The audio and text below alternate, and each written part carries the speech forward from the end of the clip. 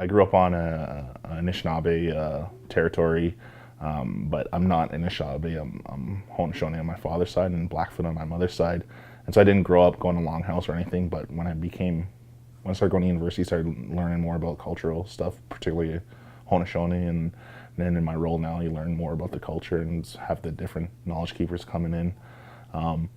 But for me, it's even though my parents didn't practice like that traditional knowledge or the traditional like ceremonies and stuff, like you kind of see that.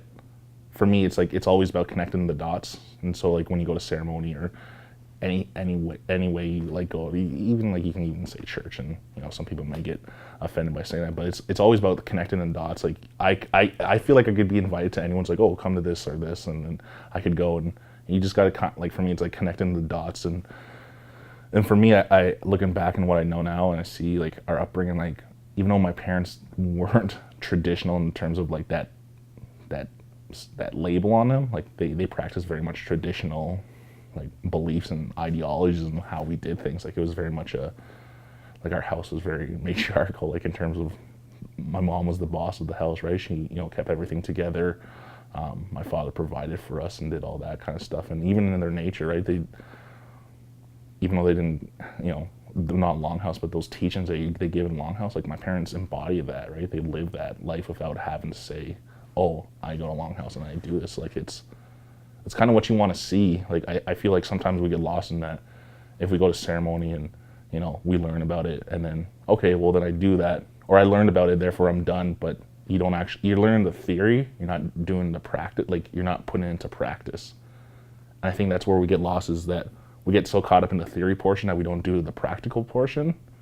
And maybe that's for a lot of people that are just coming new to it, but I think for us, like, or for me particularly, like, it's just kind of being aware of the things more now, and I'm like, oh, we've kind of done the practical portion of what we're supposed to do. And so I guess just getting older, I never thought like, oh, I'm not traditional, but now I've learned a lot of things. I'm like, oh, like a lot of the stuff we do is like those traditional ideologies, and I think that's what our teachings are. It's those things that ground you. It brings you.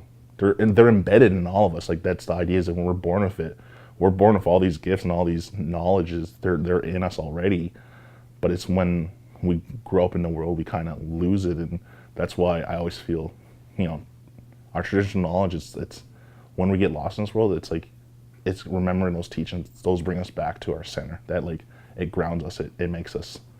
Okay, all right, yeah, this is what I need to know. Like this is, be that embodiment of what we're taught, and live that good life. And I feel for my family growing up, like, oh, we have tried to live that good life, right, in terms of what ceremonies teach us.